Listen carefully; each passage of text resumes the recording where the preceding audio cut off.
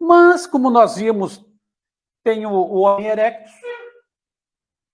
e outros vários humanos, grupos humanos, floresceram em vários locais da Terra. Na Indonésia, por exemplo, nós tínhamos o Homo floensis, na ilha de Java. E na Ilha das Flores, nós tivemos uma mutação bastante peculiar. Quem nasceu, os humanos que nasceram na Ilha das Flores, Homo florensis, tinham cerca de 1 metro de estatura e pesavam 25 quilos. Ou seja, sofriam de nanismo. Mas por que eles sofriam de nanismo? Porque a Ilha das Flores oferecia poucos alimentos.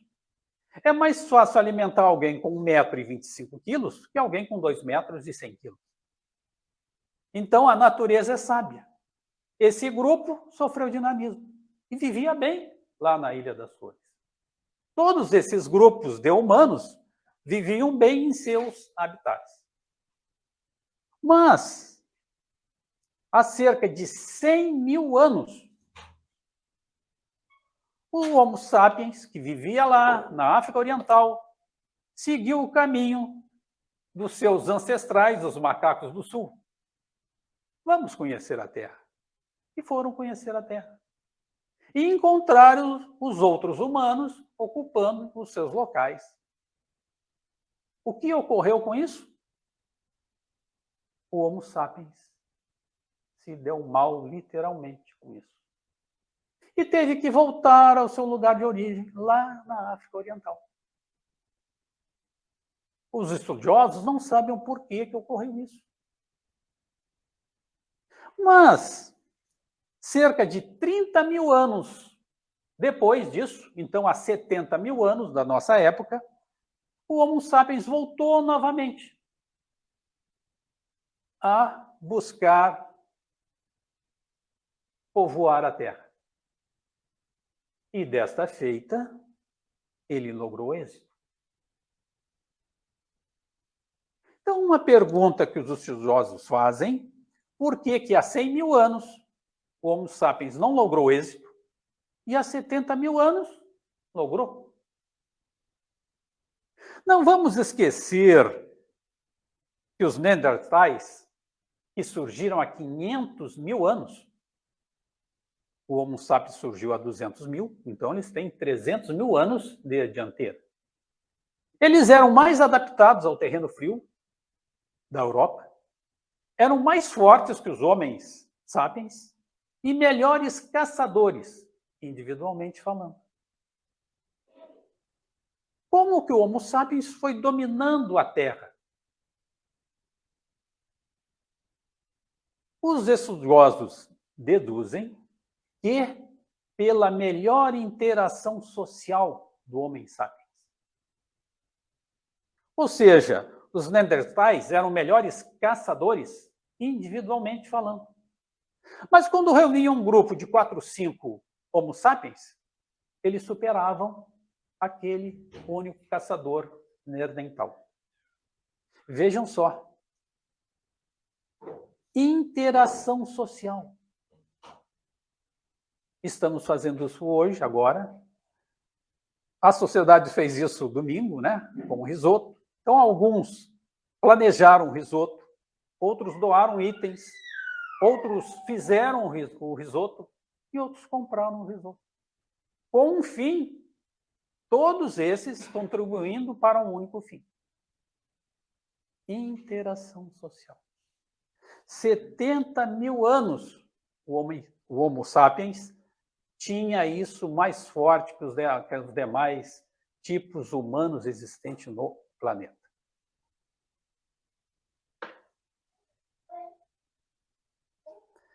Bem, o tempo passou e há 13 mil anos, aquele homem pequenininho lá da Ilha das Flores foi o último a ser extinto. Só sobrou o Homo sapiens. Então, há 13 mil anos, nós somos a única espécie humana que restou no planeta Terra. Dizem alguns estudiosos que aqui na América do Sul, o nosso ancestral mais antigo tem cerca de 11 mil anos. Mas há 10 mil anos, mais ou menos, surgiu uma revolução na vida do Homo sapiens. Lá no interior da Turquia e do Irã, alguns grupos tornaram-se cultuadores da terra, agricultores. Começaram a domesticar alguns animais. Supõe-se que seja cabras, por exemplo, os primeiros animais a serem domesticados. E isso mudou radicalmente a estrutura social, inclusive a quantidade de Homo sapiens. Porque antigamente, quando o Homo sapiens era coletor e caçador, ele se deslocava. A sua bagagem tinha que ser mínima, porque não havia, na época, nenhum animal domesticado. Um cavalo para o indivíduo montar e seguir o seu caminho. O indivíduo tinha que levar. E fazer o seu caminho caminhando. Então, imaginemos. Caminharmos daqui ao centro de Santa Maria sem nenhuma estrada asfaltada, mato, montanhas, seria demorado. E nesse trajeto, o indivíduo tinha que coletar frutas para se alimentar, caçar. Então, as mulheres tinham filhos a cada 4 anos, porque era difícil carregar uma criança no colo e coletar frutas, caçar.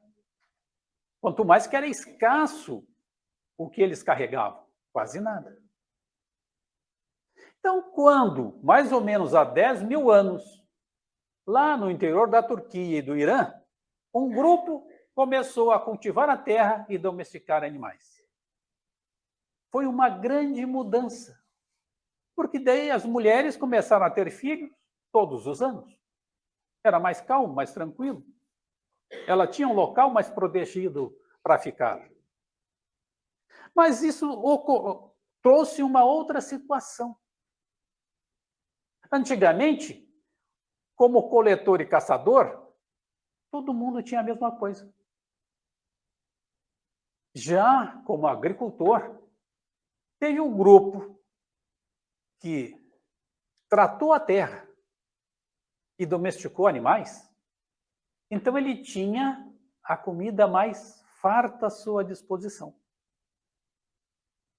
Mas isso não foi estanque, não foi geral. Nem todos os homens sapiens passaram imediatamente a ser agricultores. Muitos continuavam como coletores, caçadores. O que ocorreu, então? O coletor, caçador, que não tinha plantado nada, nem domesticado nenhum animal, ia na fazenda do outro e pegava o alimento e matava os animais.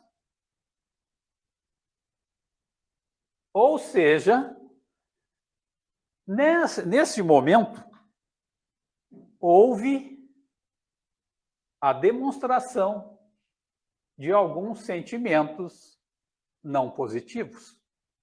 Ou seja, a esperteza de colher de alguém aquilo que não nos pertence. E o agricultor, mesmo tendo uma safra superabundante, que sobraria alimentos, ele egoisticamente também não doava esse alimento para o coletor caçador. Então começou a ter uma certa encrenca entre os dois grupos. Mas dessa encrenca, o coletor caçador, alguns despertaram, puxa, mas eu tenho comida mais fácil plantando. Então foi se multiplicando daí a condição dos agricultores. Como nós vimos, então a agricultura mudou a vida do Homo sapiens. Começou a ter mais filhos, povoou mais rapidamente a terra, tinha melhores condições para ficar. Então foi Com exceção desses dois sentimentos, que nós temos que ver por que surgiram e por que continuam conosco, na realidade, a agricultura trouxe positividade para todos nós. Mas caminhamos um pouco na linha do tempo. Há 2.000 anos, começamos com 3.200.000 anos, lá no nascimento da Lúcia. Estamos há 2.000 anos. O que aconteceu há 2.000 anos? Jesus encarnou entre nós. E veio trazer lições de amor. A finalidade de Jesus ter estado entre nós foi nos ensinar a amar. E nós temos que nos perguntar, nas nossas escolhas, que escolha nós fizemos com essa situação? Tanto Jesus falou como exemplificou o amor. Qual foi a nossa escolha nesta situação? Vamos nos lembrar que Pôncio Pilatos ofertou, porque era costume na Páscoa judaica, libertar um criminoso, ou alguém que estivesse preso. E Pôncio Pilatos ofertou ao grupo que ali estava, ao grupo popular de judeus que ali estava, a liberdade de Barrabás, que era um conhecido malfeitor, ou a liberdade de Jesus. O que escolhemos como humanidade na época? Soltem Barrabás. Foi uma escolha do grupo. Soltem Barrabás.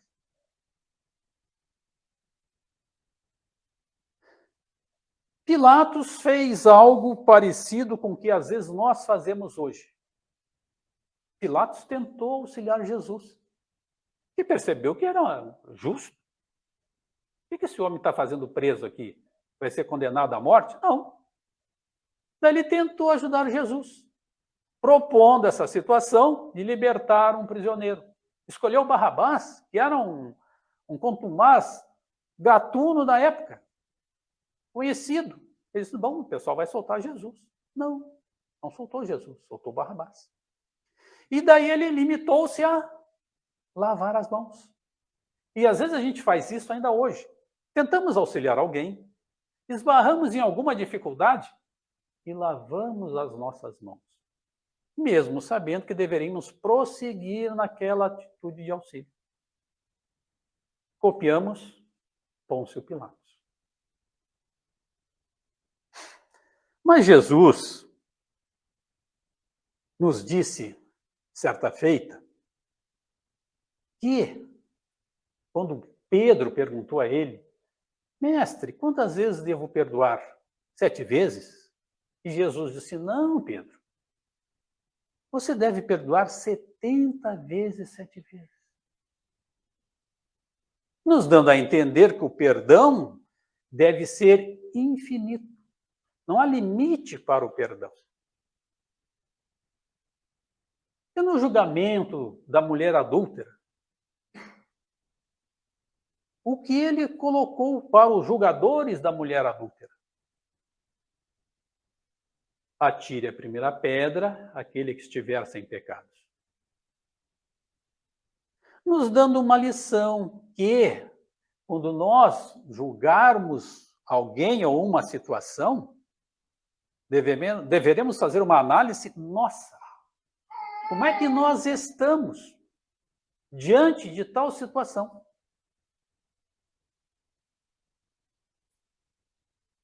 Também recomendou, nos dizendo, se nós conhecêssemos a verdade, nós estaríamos libertos. Libertos do quê? da incapacidade de escolha. Porque quem conhece tem capacidade de escolha. Conhecemos, podemos escolher. Por exemplo, alguém alfabetizado que saiba ler bem tem a possibilidade de escolha. Ler bons livros espíritas e outros livros técnicos, ou ler os livros do lixo, que não trazem nada de bom. O indivíduo detém a verdade e pode escolher.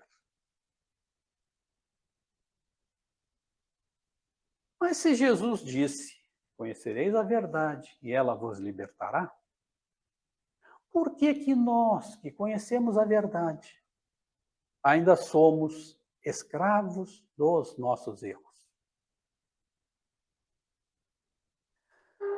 Como nós vimos na situação da leitura, nós poderemos escolher. Mas, quando conhecemos a verdade, para que nós tenhamos a condição de nos libertarmos dos nossos erros, nós temos que ter uma outra situação, uma outra virtude conosco, que é a humildade. Humildade não é um indivíduo pouco inteligente. Isso é falta de inteligência. Não é um indivíduo que tem parcos recursos financeiros. Isso é falta de recursos. Humildade é a condição que nos faz ver as nossas limitações reais. E daí, de posse da verdade, e sabendo das nossas limitações, nós vamos trabalhar para nos libertar dos nossos erros. Agora temos que cultivar a humildade. É indispensável que venhamos a cultivar a humildade para usar bem a verdade e nos libertarmos dos nossos males. Falando em humildade, será que Deus nos dá humildade se pedirmos? Vamos fazer uma oração com muita fé e pedir humildade? Deus vai nos dar humildade? Não.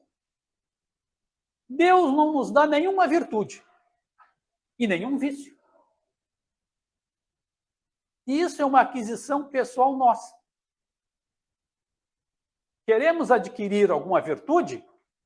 Nós temos que ter persistência, disciplina.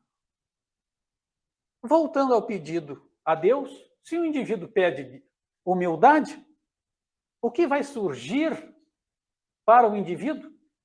Oportunidade dele testar a sua humildade, ver o quanto ele é humilde e fazer com que ela cresça. Isso sim, Deus vai dar a todos nós. Se pedirmos humildade, Ele não vai dar humildade pronta. Que mérito teríamos?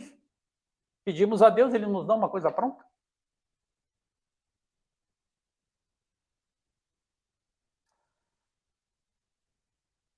Em algum momento, nas margens do lago de Genezaré, Jesus encontrou um senador romano, Públio Lentulus, ou seja, foi o senador que foi em busca de Jesus. Por que ele foi em busca de Jesus? Ele era cristão? Não, muito menos pelo contrário. Mas o senador tinha uma filha doente, com lepra. E a filha dele pediu um nazareno para ele. E a esposa dele também disse, poxa, vá conversar com Jesus. Daí ele se viu estimulado a ir conversar com Jesus. Mas não foi conversar com Jesus à luz do dia, não. Ele disse, poxa, eu, um senador romano, vou conversar com alguém do povo? Não. Esperou começar a anoitecer, porque daí as pessoas não iriam conhecê-lo naquela meia luz, Não iam saber que ele era um senador romano.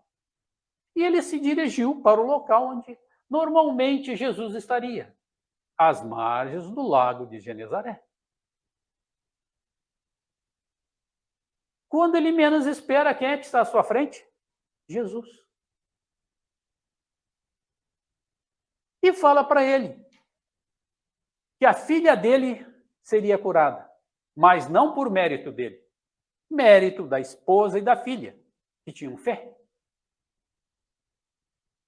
E que ele poderia poupar séculos de sofrimento se aceitasse Jesus ali naquele momento. Ele caiu de joelhos, ficou chorando, não podia falar, mas não aceitou Jesus.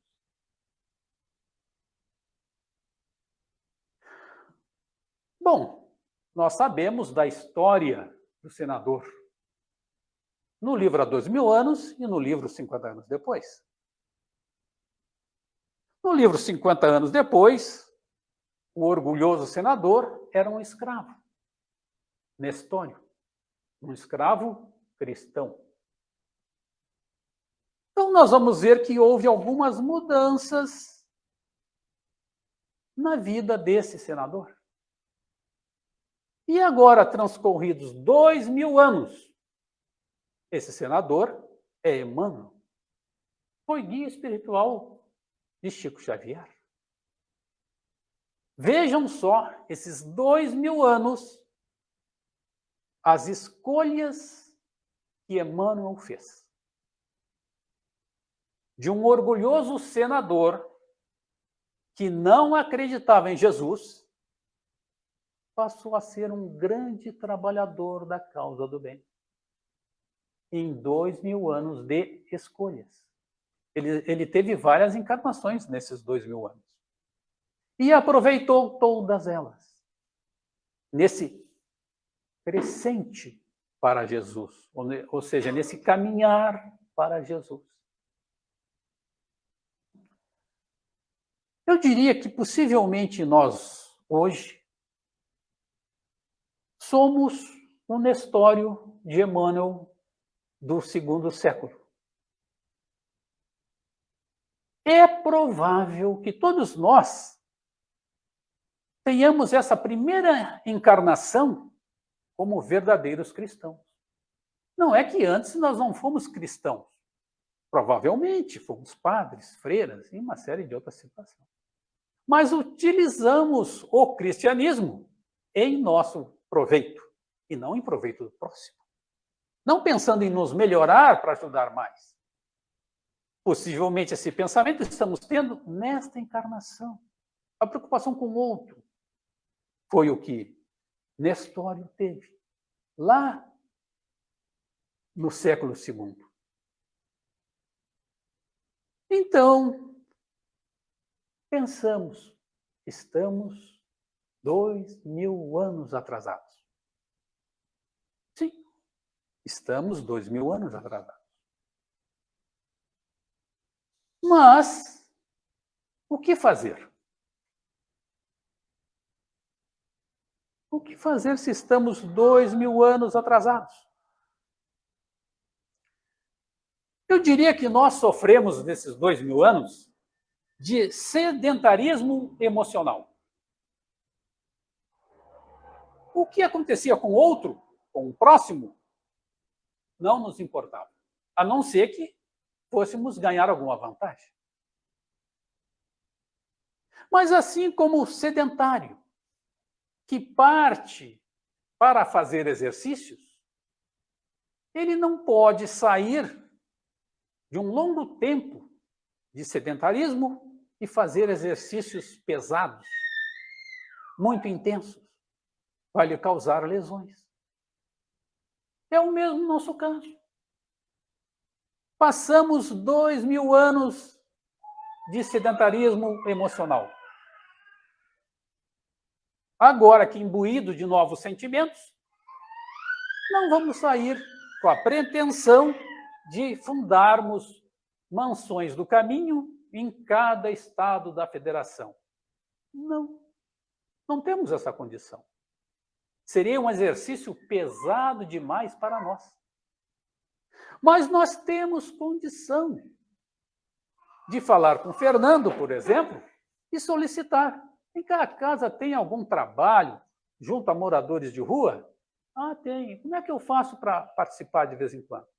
O que é necessário que eu tenha para participar? Isso nós podemos fazer.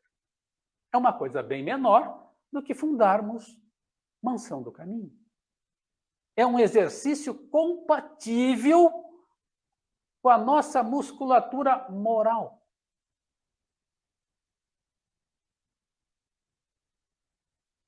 Uma outra situação que devemos pensar é termos tolerância para conosco. A situação que nós falamos antes de Jesus falando com Pedro lá, 70 vezes 7, o perdão, nós para perdoarmos alguém, nós temos que iniciar por tolerar esse alguém. Mas nós também temos que nos tolerar. Sabe por quê?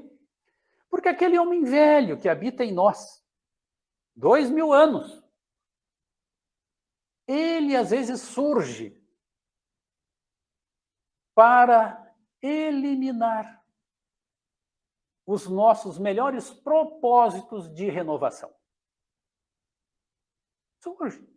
O indivíduo está muito bem intencionado e, de repente, surge uma situação que ele age não como cristão, mas como o homem velho, que não era um bom cristão. E o que fazer quando o indivíduo percebe, poxa, minha ação não foi uma ação cristã?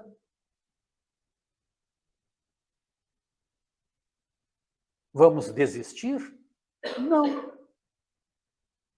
Afinal, nós estamos aqui e caminhamos pelo menos um pequeno pedaço do portão para cá, porque algum tempo atrás nós insistimos, fomos perseverantes.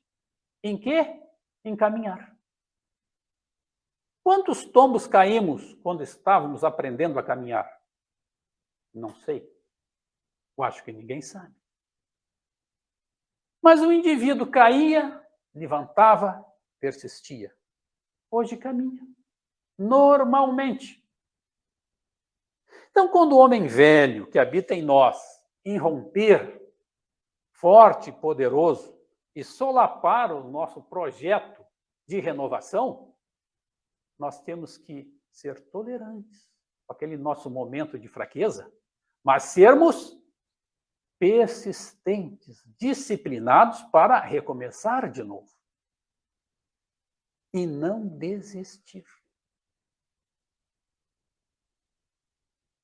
A desistência é muito forte ainda em nós, porque nós passamos 2000 anos desistindo. Quantas encarnações desistindo de Jesus? Não sei. Essa que nós colocamos como objetivo, nos aproximarmos de Jesus, nós não poderemos novamente desistir. Poder, nós podemos. Não deveremos desistir. Então vamos começar a analisar o que nós temos condição de fazer no bem. Como nós falamos anteriormente, não é a necessidade de fundarmos uma mansão do caminho em cada estado da federação. Não. Mas nós temos condição de tolerar alguém que está nos importunando. Isso nós temos. Então vamos fazer um esforço para quando alguém nos importunar, nós ficarmos de boca fechada, aquela situação da água santa. E não revidarmos. Afinal, conhecemos a verdade. E ela nos liberta dessa condição de orgulho, de querer demonstrar ao outro que nós somos mais sábios e mais fortes e poderemos dobrá-lo. Não. Jesus disse certa feita que aquele que é o maior deve ser o menor. Que absurdo é esse que Jesus está falando? O maior tem que ser o menor? O maior, aquele que mais conhece a verdade, tem que atender o outro, que menos conhece, mesmo que o outro ache que ele é menor. Aquele simbolismo do lava-pés é isso que está colocado. O maior atende o menor, porque ele é mais sábio. O menor é menos sábio, conhece menos a verdade. Então, por isso que o maior tem que ser o menor. Não entrando em luta com o outro que é menos sábio.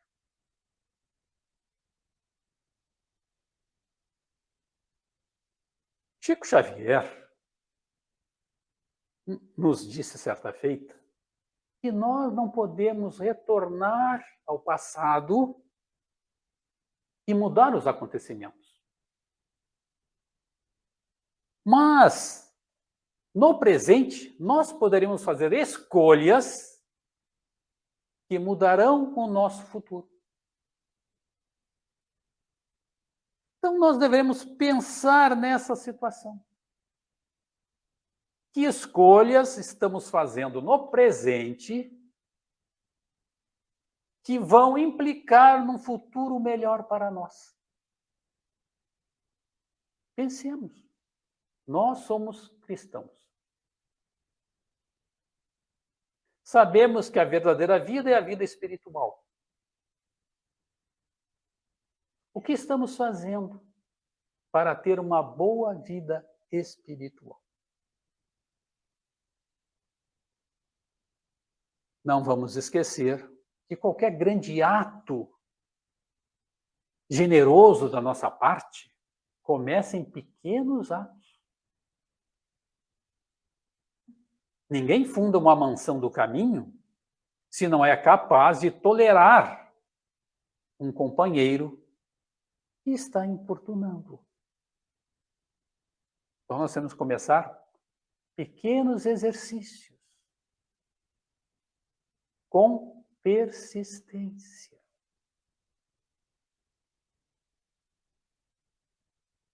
Sendo uma palavra da moda, proativo, resiliente. Ou seja, vamos pegar as nossas virtudes, analisar as nossas virtudes, perceber o tamanho dessas virtudes e trabalhar para que elas cresçam. Vamos olhar para os nossos vícios, os nossos defeitos, que muitos deles são extremamente robustos, e trabalharmos para enfraquecer esses defeitos. E, se possível, banir de nós esses defeitos. Que nós vimos na escala do tempo, que o tempo foi ficando menor. Começamos com 3.200.000 anos. A última vez que o Homo sapiens saiu para dominar a Terra, 70.000 anos. A vinda de Jesus, 2.000 anos. Vejam só que o tempo vai ficando menor. O nosso planeta, como tudo criado na natureza, também evolui. Lá, nas primeiras encarnações nossa, como Homo sapiens, ou Neandertais, ou outro tipo de humano, o nosso planeta era um planeta primitivo. Um planeta para as primeiras encarnações. Passou o tempo. Ele tornou-se um planeta de expiação e provas. Ou seja, solicitando um pouco mais de moral e intelecto da nossa parte. O nosso planeta está passando por uma outra situação, uma outra mudança. Um planeta regenerador, que vai solicitar de todos os seus habitantes uma condição moral mais adequada à causa do bem. Portanto, nós que conhecemos a verdade, poderemos fazer essa opção. Vamos nos modificar para melhor e continuarmos na nossa querida Terra? Ou não? Certamente teremos outras oportunidades em outros orbes, assim como os capelinos tiveram aqui na Terra. Então nós somos senhores dos nossos destinos. Mudar para melhor. Ou não. É uma situação de escolha nossa.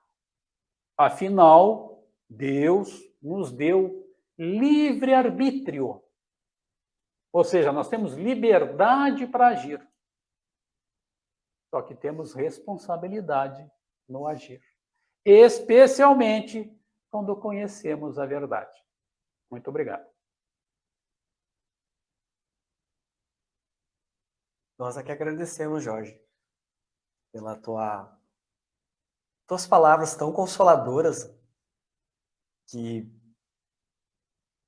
demonstra que a gente deve se perdoar, né? Ser indulgente com nós mesmos, do nosso atraso moral, e indulgente com o próximo.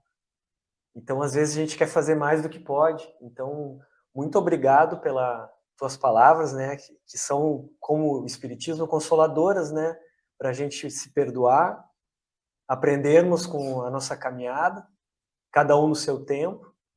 E como foi bonito aquilo que tu disseste, né? E quando a gente pede alguma coisa a Jesus, como a humildade, como tu citaste, ele vai nos dar o caminho para alcançarmos a humildade, né? Ele não vai nos dar a humildade pronta, nós teremos que caminhar. Então, é muito consolador isso. Então, em nome do grupo, do Consolador Prometido, te agradecer a presença, o teu estudo, as suas palavras, a palavra consoladora que nos trouxeste hoje, que eu tenho certeza que foi muito importante para cada um de nós aqui, encarnados e desencarnados, que estamos nessa culminância do planeta de regeneração, mas cada um na sua caminhada. Então, muito obrigado. Eu gostaria de agradecer também aos nossos irmãos que nos estão acompanhando ao vivo no Facebook. Nós tivemos alguns problemas técnicos, né, de internet, de conexão, mas, como falou nosso irmão, né, vamos ter tolerância com os equipamentos e com as pessoas, né?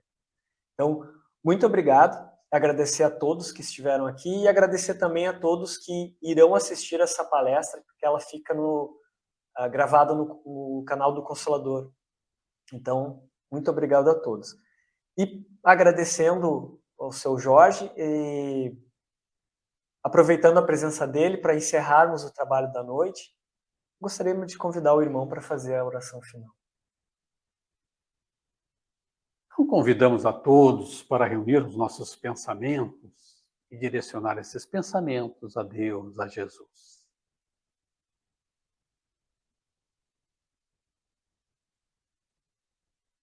Amado Mestre Jesus,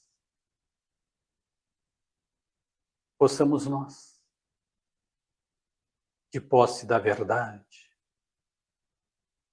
bem utilizá-la, para que possamos, em conjunto, seguirmos na estrada evolutiva. Que a tua paz favoreça a todos os corações do nosso querido planeta Terra. Que assim seja.